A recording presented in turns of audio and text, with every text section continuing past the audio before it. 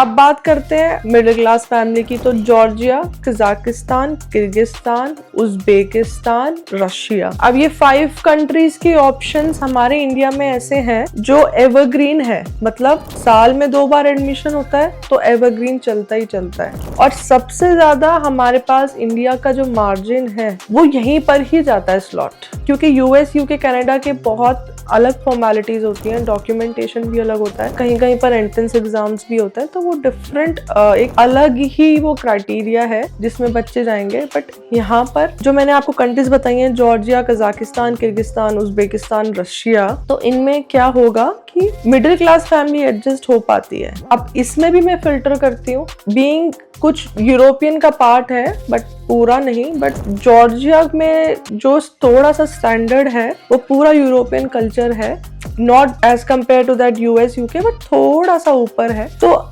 आधी फिल्ट्रेशन तो वहां पर भी हो गई, क्योंकि जिन बच्चों को पता है कि हमारा जो बजट है वो अराउंड 60 lakhs तक, okay we are done with this 60 lakhs amount, वो फिर फिल्टर हो गई है, वो स्टूडेंट्स का स्लॉट फिर से फिल्टर हो गया है जॉर्जिया की तरफ। अब बचते हैं बाकी, जिसमें आता है उज्बेकिस्तान, किर्गिस्तान, कजाकिस्तान, रशिया। अब यहाँ पे होता है बहुत ही अफोर्डेबल फीस स्ट्रक्चर।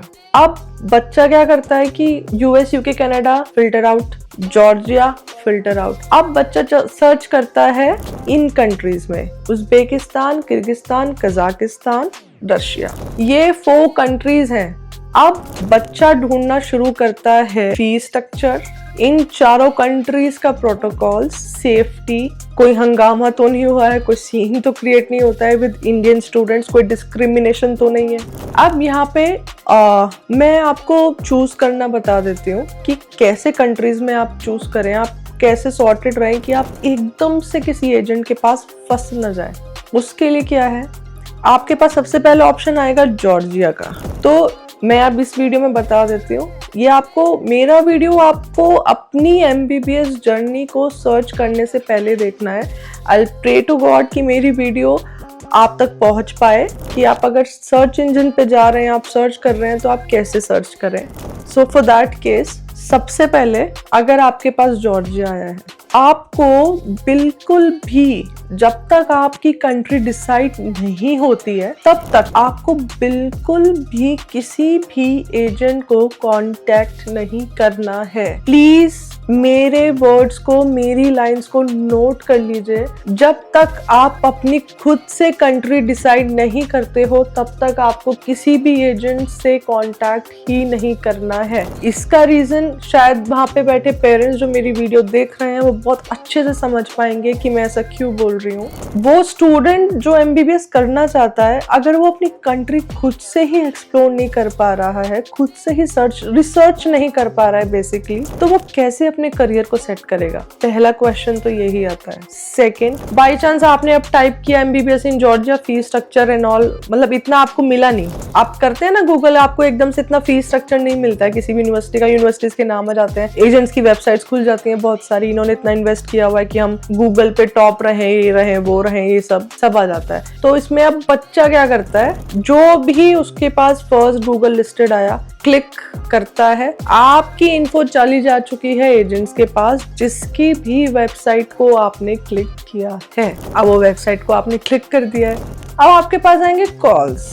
अब अगर आपने जॉर्जिया पे क्लिक किया है, आपने जॉर्जिया से स्टार्ट किया है, वहां से क्लिक किया है, तो समझ लीजिए, या फिर रशिया में भी आ सकता है, किर्गिस्तान भी, कजाकिस्तान भी, उज्बेकिस्तान भी, व्हाटएवर। तो जो भी फर्स्ट एजेंसी को आपने कांटेक्ट किया है, उनका फर्स्ट क्वेश्चन यही होगा, आपका नीट क्वालिफाई है, आपका नीट क्वालिफाई हो जाएगा, या फिर आपका बजट कितना है। ये हर कोई कंसल्टेंसी आपसे पूछेगी आपका बजट कितना है, वहां पे आपने आइडिया दे दिया कि नहीं। और अगर आप आइडिया भी नहीं दोगे ना कि आप हमें कॉलेजेस बताओ, हमें अपना बजट नहीं बताना है, तब भी उनका एक एक्सपीरियंस लोग हैं वो, तो तब भी उनका आपका ना एक क्या बोलते हैं, आइडिया वो आपसे ले लेंगे कि ये बच्चा ना किस कॉलेज की तरफ ज्यादा मोल्ड हो रहा है, तो इसका मतलब इसका बजट उसी के आसपास है। तो उनको आइडिया लग जाता है, आप ना भी बताएंगे तो भी उनको बजट का आइडिया लग जाएगा। बहुत एक्सपीरियंस्ड काउंसलर्स हैं, बहुत एक्सपीरियंस्ड लोग हैं। सो माई थिंग इज, ये पेरेंट्स बहुत अच्छे से समझ पाएंगे कि जिस भी फर्स्ट कंसल्टेंसी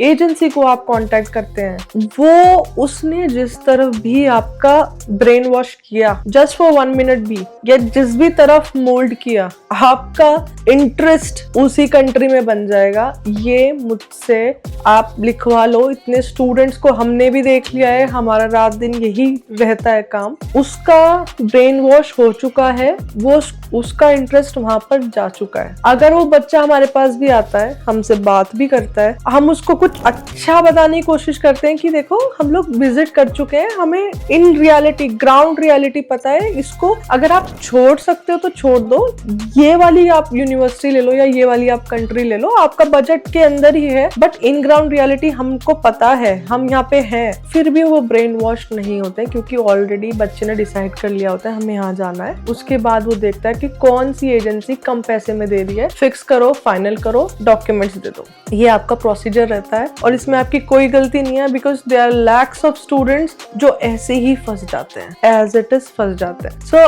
अगर आप तक मेरी वीडियो इन सब चीजों से पहले पहुंच रही है तो I am very thankful to God कि मैं आपको बहुत अच्छे से एक नॉलेज डिलीवर करना चाहती हूँ, जो शायद मैं कर भी पाऊँ। अब इसमें आपको क्या करना है, आपको किसी भी एजेंट की वेबसाइट को क्लिक नहीं करना है, कोई इंफॉर्मेशन नहीं देनी है, आपको अपनी कंट्रीज खुद से सिलेक्ट करनी है।